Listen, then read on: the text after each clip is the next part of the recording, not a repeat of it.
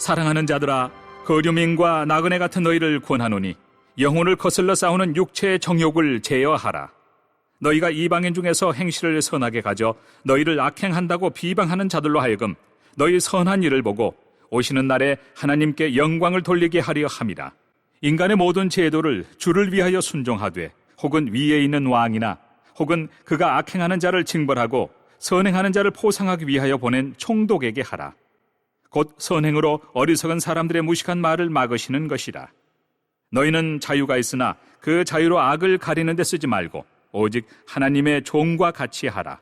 무사람을 공경하며 형제를 사랑하며 하나님을 두려워하며 왕을 존대하라. 사환들아, 범사에 두려워함으로 주인들에게 순종하되 선하고 관용하는 자들에게만 아니라 또한 까다로운 자들에게도 그리하라. 부당하게 고난을 받아도 하나님을 생각함으로 슬픔을 참으면 이는 아름다우나 죄가 있어 매를 맞고 참으면 무슨 칭찬이 있으리요. 그러나 선을 행함으로 고난을 받고 참으면 이는 하나님 앞에 아름다우니라. 이를 위하여 너희가 부르심을 받았으니 그리스도도 너희를 위하여 고난을 받으사 너희에게 본을 끼쳐 그 자취를 따라오게 하려 하셨느니라. 그는 죄를 범하지 아니하시고 그 입에 거짓도 없으시며 욕을 당하시되 맞대어 욕하지 아니하시고 고난을 당하시되 위협하지 아니하시고 오직 공의로 심판하시는 이에게 부탁하시며 친히 나무에 달려 그 몸으로 우리 죄를 담당하셨으니 이는 우리로 죄에 대하여 죽고 의에 대하여 살게 하려 하심이라. 그가 채찍에 맞음으로 너희는 나음을 얻었나니 너희가 전에는 양과 같이 길을 잃었더니 이제는 너희 영혼의 목자와 감독 되신 이에게 돌아왔느니라. 사랑하시는 성도 여러분, 오늘도 주 안에서 복되고 아름다운 하루가 되길 바랍니다. 오늘은 2장 11절부터 25절의 말씀을 가지고 하나님의 말씀, 은혜를 함께 나누겠습니다. 사도 베드로는 오늘의 말씀을 통하여 신자들이 이 땅 가운데 살아가는 삶의 태도와 자세에 대해서 거듭 이야기하고 있습니다. 어제 말씀을 통하여 신자들은 택하신 족속이요 왕이며 제사장, 거룩한 나라, 하나님의 소유가 된 백성이라 라고 그렇게 이야기하였습니다. 그러나 이러한 아름다운 고귀한 신분은 세상 가운데 그 신분 때문에 교만해지거나 사람들을 무시하거나 세상과 그렇게 대립하며 살아갈 것이 아니라 오히려 세상에서 나그네처럼 이방인처럼 살아가야 된다라고 경계하고 권면하고 있습니다. 11절 말씀에는 사랑하는 자들아, 거류민과 나그네 같은 너희를 권하노니 라고 이야기합니다. 신자의 정체성에 대해서 설명하기를 거류민이다, 외국인이다, 그런 이야기죠. 그리고 나그네 같다라고 그렇게 이야기하고 있습니다. 우리의 참 분향인 하나님 나라의 백성으로 살아가되 이 땅 가운데 살아가는 삶은 거류민처럼 나그네와 같은 삶을 살아가야 된다라고 이야기합니다. 그러하기 위해서 이방 사람들처럼 세상 사람들처럼 살아가지 않고 즉 육체의 정욕을 제어하는 것이 필요하다라고 이야기합니다.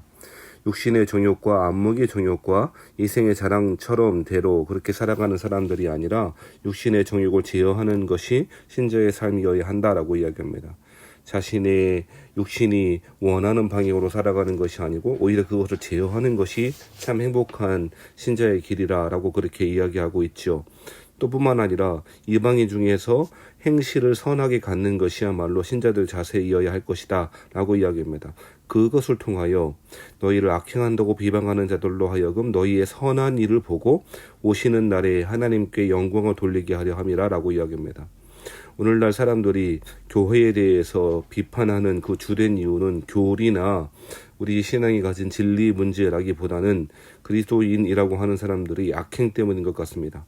공동체를 돌보지 아니하고 세상에 오히려 짐덩어리가 되는 듯한 그런 모습을 보여주고 있는 일부 교회들의 모습들 때문에 세상은 교회를 비판하고 있는 것이 사실입니다. 오늘 12절 말씀에 분명히 이야기합니다.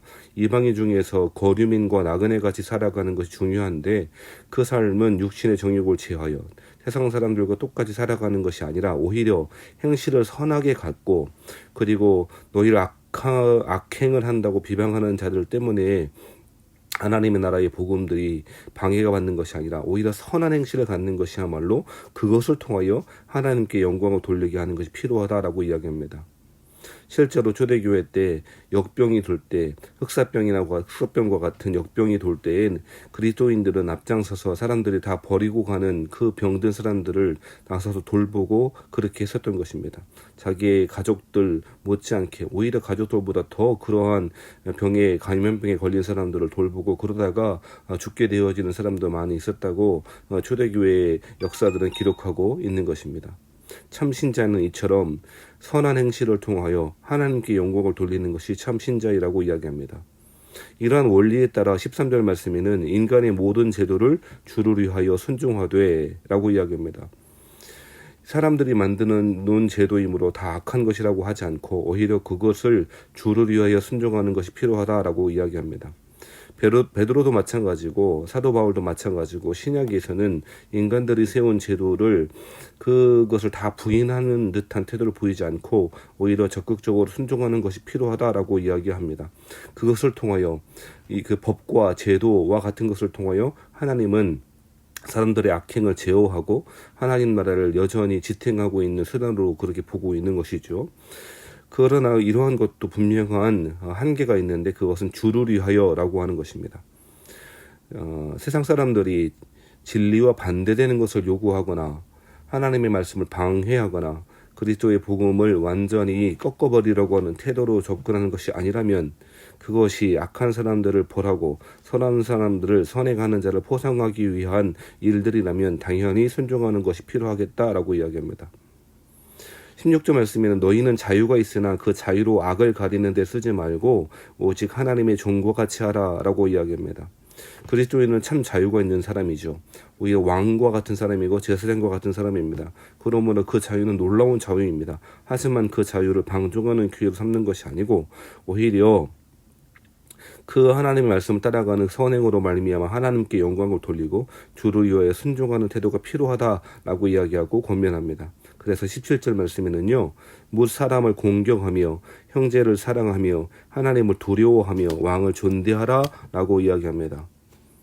황제 숭배를 강요하는 것에는 적극적으로 대항하고 오직 하나님만이 참 하나님임을 그렇게 드러나야 했습니다만 인간들이 만들어낸 그 세상의 제도 그 제도에는 순종하는 것도 필요하다라고 이야기합니다.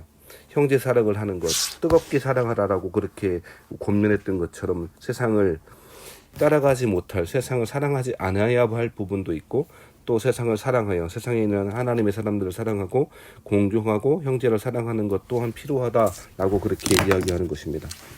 그래서 18절 말씀에 보면 사환들에 대해서도 종들에 대해서도 이야기하기를 주인들에게 순종하되 선하고 관용하는 자들에게만 아니라 또한 까다로운 자들 또한 그렇게 하라라고 이야기합니다. 사도 바울이나 베드로가 노예 제도를 찬성했다거나 그런 이야기를 하는 것이 아니고요.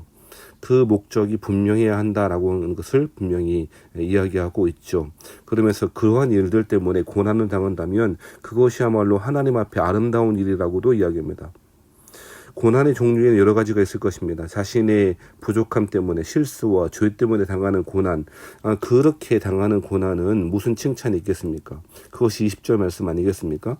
죄가 있어 매를 맞고 참으면 무슨 칭찬이 있으리요? 그러한 칭찬은 아름다운 것이 아닙니다. 하지만 선을 행함으로 고난을 받고 참으면 이는 하나님 앞에 아름다우니라 라고 이야기합니다.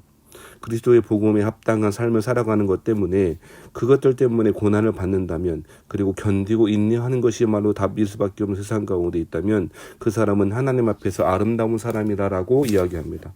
그리고 21절 말씀에는 이를 위하여 너희가 부르심을 받았으니 라고 이야기합니다.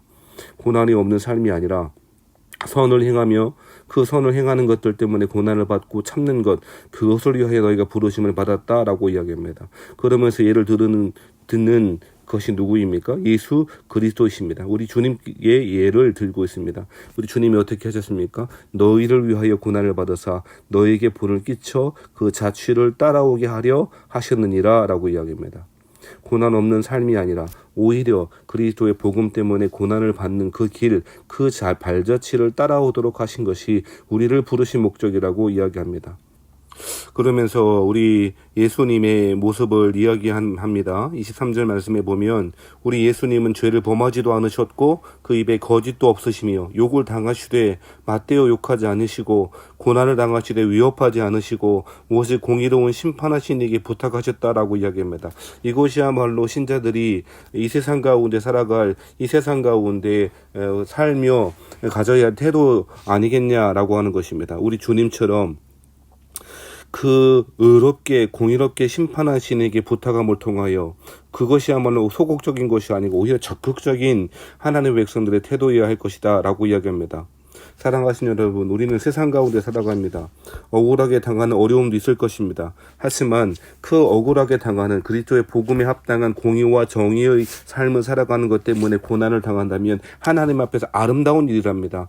우리가 이를 위해서 부르심을 받았다라고 이야기합니다. 우리 주님처럼 하나님의 말씀 때문에 당하는 일이 있다면 감사함으로 그 고난 앞에 당당히 맞서게 하시고 하나님께서 우리에게 약속하시고 권면하시는 것처럼 육체의 정욕을 제어하며 선한 행실을 통하여 오히려 하나님께 영광을 돌리는 우리 교회 식구들 다 되시기를 주의 이름으로 부탁드립니다.